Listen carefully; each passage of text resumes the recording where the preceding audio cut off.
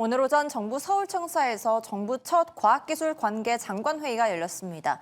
이 자리에서 김민석 국무총리는 국가 AI 대전환 AX가 오늘 회의의 중요 의제라고 강조하기도 했는데요. 오늘 이 시간에는 AI 대전환 시대를 맞아 우리 기업이 또 개인들이 준비해야 할 것은 무엇인지 이야기 나눠보도록 하겠습니다. 트러스트 커넥터의 윤석빈 대표님 모셨습니다. 안녕하십니까? 네, 안녕하십니까? 네, 반갑습니다. 일단 AI가 국가 경쟁력의 척도가 될 만큼 굉장히 중요해졌습니다. 정부에서도 AI 대전환으로의 박차를 가하고 있는데 인공지능으로 인한 산업의 대전환 현재 어느 정도 진행이 됐는지 궁금해요. 네, 근데 이걸 말씀드리기 전에 일단 아까 말씀하셨지만 지금은 냉전의 거의 19세기 돌아갔습니다. 마치 미국, 중국, 유럽, 우리나라처럼 거의 모든 산업에서 AI가 마치 국가들 간의 경쟁이 됐기 때문에 그게 영향이 돼서 사실은 AI 산업은 모든 산업에 대해서 다 전환을 미치고 있습니다. 그래서 모든 이따가 자막이 나올 텐데 제조, 유통, 헬스케어, 법률 모든 산업에 대해서 움직이고 있고요. 그리고 제가 또 제조를 말씀을 드리면 실제 또 해외에 나가시면 마치 중국에서는 다크 팩토리입니다. 안에 공장에 사람이 없습니다. 그런 것처럼 불을 낙거돼서 제조, 유통, 헬스케어, 법률 특히 제조 같은 부분에서는 지금 모든 생산성이 피지컬 AI와 연결돼서 마치 사람이 없이 다 돌아가는 산업이 되고 있어서 모든 산업에 대해서 하고 있다고 보시면 됩니다. 특히 여기 금융 빠져있지만 금융은 데이비스 롤만은 95%다 AI가 할 거야. 그래서 사람은 5% 역할만 하게 되는 그런 식으로 해서 모든 산업에 대한 부분에서 바꾸고 있다고 보시면 될 것 같습니다. 네, 현재 제조업 같은 경우에는 조금 많이 진전이 된 상태고 또 모든 산업에까지 번질 것이다라고 말씀해 주셨습니다.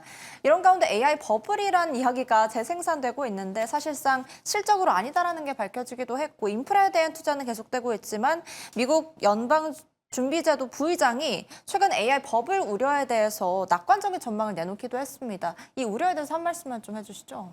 예, 저는 이제 인터넷, 모바일 겪어봤던 사람으로 봤을 때는 당연히 단기적인 부분에서는 과도한 심리가 있는 건 맞습니다. 하지만 인터넷, 모바일과는 다르게 무조건 AI 버블이라고 하면 안 될 것 같고요. 단기적으로 과도한 기대에 대한 승부리라고 보시면 맞을 것 같습니다. 그래서 지금 옥석가리가 갈라져서 이후에는 실제 돈을 버는 AI들이 나와서 더 많이 시장이 더 확장이 될 것이고 일단 현재는 과도한 기대는 약간 숨고르기라고 보시면 좋을 것 같습니다.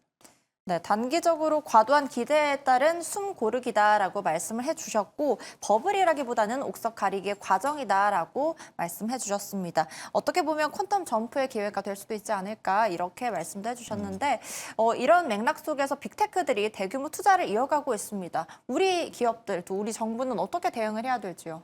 예, 지금 뭐 빅테크들은 오늘 최근에 또 제미나이 3.0 프로 때문에 난리가 났거든요. 모든 컴퓨터를 저도 이제 그걸 바꿨습니다. 바꾸는 것처럼 모든 AI 빅테크들은 사실은 뭐 천문학적인 숫자로 좀 투자를 하고 있는 적이 나와 있는데 아마존, 뭐 구글, 메타 이렇게 좀 많은 천문학적인 숫자를 하고 있고요. 우리나라 어떻게 할 것이냐 크게 두 가지로 있을 것 같습니다. 하나는 독자적인 소브린 AI라고 해서 독자적인 AI에 대한 모델을 만드는 게 중요하고요. 두 번째는 AI 생태계입니다. 그러니까 사실은 우리나라가 기본 소브린 AI가 중요하지만 또 한쪽은 뭐냐면 실제 생태계, 서비스죠. 제조라든지 컨텐츠 그런 부분 각 도메인 스페시픽한 부분에 대해서 가치를 만든 산업과 연결되는 부분에선 그 두 가지. 그래서 한자는 소브린 AI가 필요할 것 같다는 저도 동의하고요. 물론 이제 여러 가지 디베이트가 있습니다. 할 수 있어 그런 게 좀 저는 기본적으로는 우리만의 특화된 부분이 필요하고 두 번째는 특화된 버티컬 서비스입니다. 그러니까 제조라든지 우리가 강점이 있는 인더스트리 연결되어 있는 제조, 유통, 서비스, 특히 이제 컨텐츠 쪽은 강하죠. 그런 부분에서 버티컬 서비스를 만들어가서 그런 것도 우리가 좀 독자적인 AI를 할 수 있는 부분은 남아있다 생각됩니다. 그래서 또 한 가지는 이따 또 말씀드린 AI 에이전트를 말씀드릴 텐데 서비스 부분에서는 특히 이제 유통 부분에서 커머스 부분에서 앞으로 AI 에이전트가 이제 지금은 사람이 직접 앱이나 사이트 가서 결제하지만 지금은 좀 지나면 직접 에이전트한테 얘기하면 에이전트가 알아서 다 결제해 주는 것처럼 AI 에이전트 서비스에 대한 것들이 있어서 우리나라가 좀 특히 잘하는 컨텐츠와 연결되어 있는 뭐 캐전과 연결되든지 이런 식으로 해서 실제 승부는 AI 에이전트 서비스에서 나오면서 사실 기술도 중요하지만 결국은 많은 사람이 사용하는 서비스를 누가 가져가느냐가 중요한 포인트라고 생각합니다. 현재 아마존, 구글, 메타, 마이크로소프트 등 굉장히 많은 투자를 지금 단행을 하고 있는데 현재 소버린 AI 확보가 필요하고 또 AI 에이전트 서비스, 유통 부분에서 먼저 누가 선점을 하느냐가 중요하지 않을까라고 말씀을 해주셨습니다.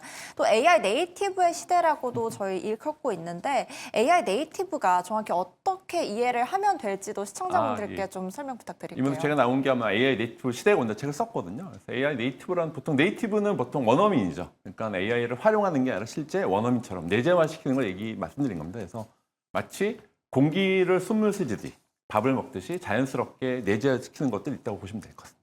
네, AI 네이티브가 밥을 먹듯 자연스러운 상태가 된다라고 말씀을 해주셨는데 조금만 더 길게 설명 좀 부탁드릴까요? 네. 그래서 부분은 이제 제가 또 말씀드릴 텐데 포인트는 뭐냐면 실제 아까 내재화한 부분은 전체 아키텍처, 데이터, 프로세스, 의사결정 자체가 지금은 그 부분에 대해서는 거의 다 모든 것들이 지금 사람들이 많은 이제 나는 활용 쪽이 있지만 실제로 내재화돼서 막 기업들도 그렇고요. 데이터라든지 서비스 그런 부분에서 모든 것들을 실제적인 의사결정이 자동화된 의사결정, 프로세스가 사람이 하는 게 직접 결정도 AI가 하고요. 실제 프로세스에 대한 진행도 AI 한다고 해서 모든 것들이 약간 자동화를 넘어서 최적화로 보시면 될 것 같습니다. 네, 문제 해결 과정을 AI 중심으로 해서 모든 것들을 다 하는 그런 거를 말하는 거다라고 이해할 수 있을 것 같습니다.